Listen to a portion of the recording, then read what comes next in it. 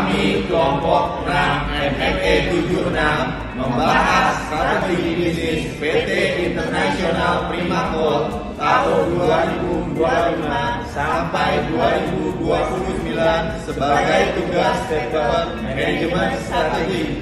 Mantap!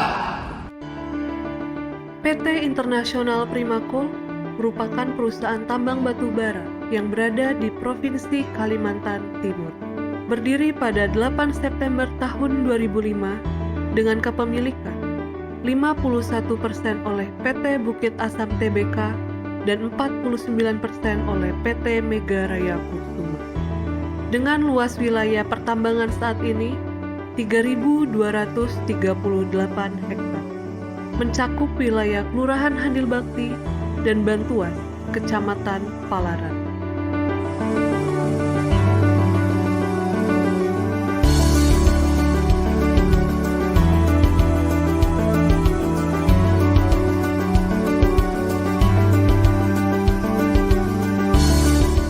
Untuk pengapalan batu bara, IPC memiliki dermaga yang bisa memuat batu bara sebesar 300 feet. Proses pengangkutan ke dalam tongkang adalah kombinasi dari dump truck dan konveyor berkapasitas 300 ton per jam. Selanjutnya, pengangkutan batu bara dengan tongkang akan dikirimkan ke vessel di Muara Berau.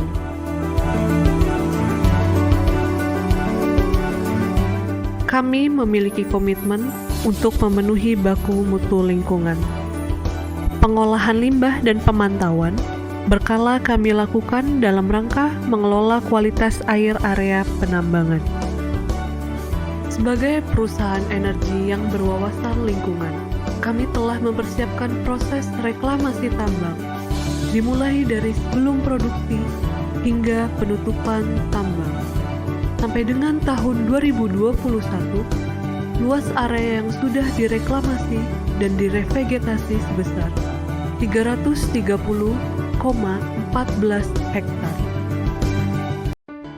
Halo, saya dengan Luther Lukita, mahasiswa MM Eksekutif PPM Angkatan 76. Kami akan membahas mengenai formulasi strategi bisnis untuk PT Internasional Primakol dengan melakukan analisa faktor eksternal dengan alat analisa untuk analisa makro eksternal dengan PESTEL yang terdiri dari faktor political, economical, sosial, teknologi, environmental, dan legal. Dari sisi politis, industri batubara yang merupakan salah satu sumber energi utama amat diperlukan oleh Indonesia. Oleh karenanya, tata niaga industri batubara diatur ketat oleh pemerintah Indonesia, di mana salah satunya diwajibkan menjual minimum 25% kepada konsumen dalam negeri. Dari sisi ekonomikal, industri batubara yang merupakan industri komoditas amat dipengaruhi oleh demand dan supply dan juga kondisi ekonomi global, sehingga harga batubara amat berfluktuasi dan tentunya berpengaruh pada pendapatan yang diterimanya. Dari sisi sosial, perusahaan pertambangan di mana industri batubara berada amat dekat dengan masyarakat. Oleh karenanya, kondisi sosial masyarakat di sekitarnya amat berpengaruh terhadap operasional perusahaan.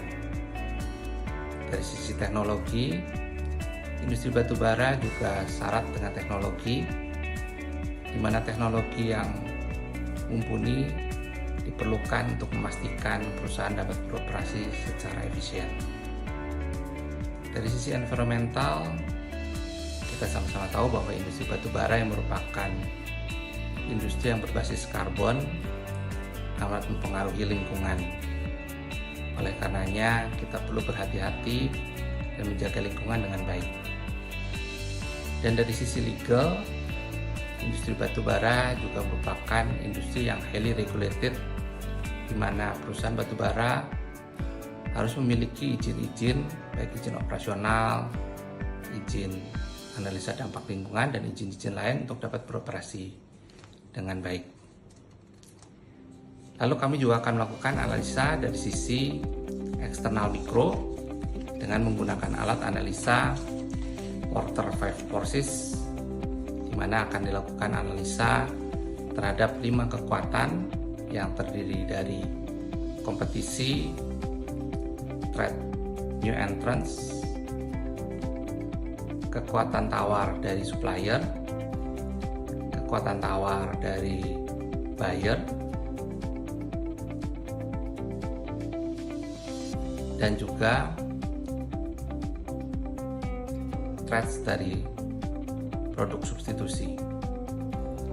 Kita melihat bahwa dari sisi kompetisi di mana industri batubara berada terdiri dari banyak sekali pemain.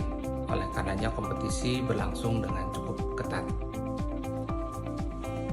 Dari sisi threats of new entrants, perusahaan batubara merupakan industri yang padat modal dan juga harus mendapatkan wilayah yang cocok untuk dapat mendapatkan cadangan yang ekonomis. Oleh karenanya pendatang baru di industri batubara ini relatif sedikit saat ini. Dari sisi kekuatan tawar pihak vendor atau supplier, industri batubara umumnya menggunakan kontraktor sebagai pihak yang membantu operasional perusahaan. Oleh karenanya umumnya di industri batubara kekuatan tawar kontraktor relatif cukup baik. Dari sisi buyer di industri batubara umumnya adalah pembangkit listrik tenaga uap ataupun industri-industri besar, di mana skala industri mereka relatif lebih besar daripada perusahaan batubara. Oleh karenanya kekuatan tawar dari buyer juga relatif cukup tinggi. Sedangkan dari sisi threats atas produk substitusi, seperti yang kita ketahui karena industri batubara cenderung dianggap sebagai industri yang kotor dengan kondisi masyarakat sekarang yang makin sadar dengan lingkungan, maka sumber energi pengganti merupakan salah satu tantangan yang harus dihadapi dari industri batubara. Kita melihat cukup banyak faktor-faktor yang harus dipelajari dan ditelaah dalam melakukan formulasi strategi, di mana faktor-faktor itu bisa mendatangkan tantangan tapi juga kesempatan. Oleh karenanya PT International Primakol perlu dengan cermat untuk mempelajari hal-hal tersebut.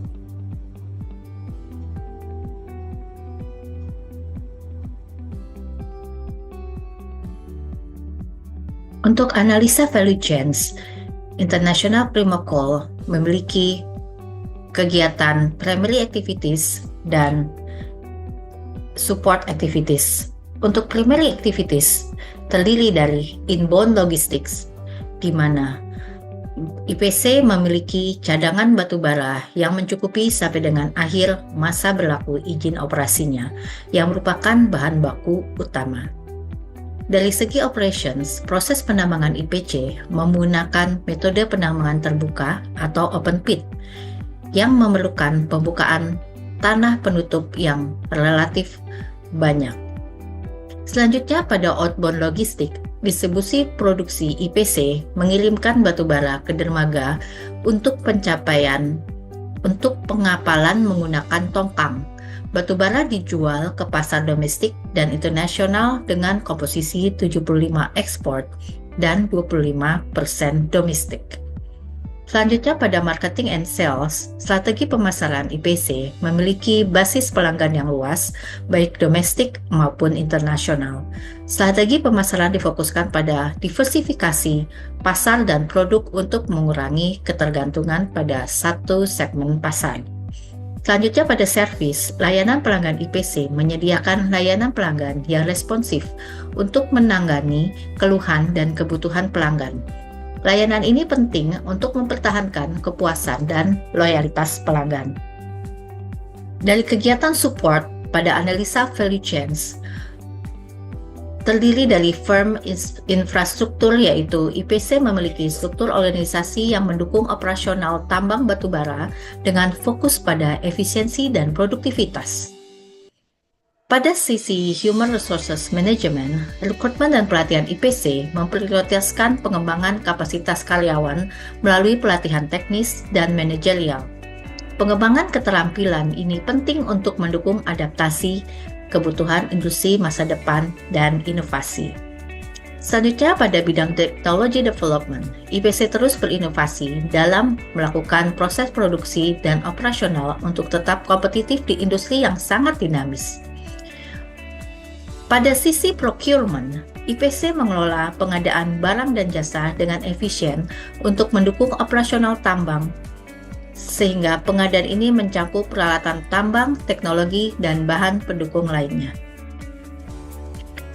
Analisa faktor eksternal lainnya, yaitu melalui analisa value, di mana terdiri dari valuable atau bernilai, cadangan batubara ekonomis untuk ditambang, yaitu IPC memiliki cadangan batubara yang berkualitas, yang merupakan aset berharga karena memenuhi kebutuhan energi domestik dan internasional.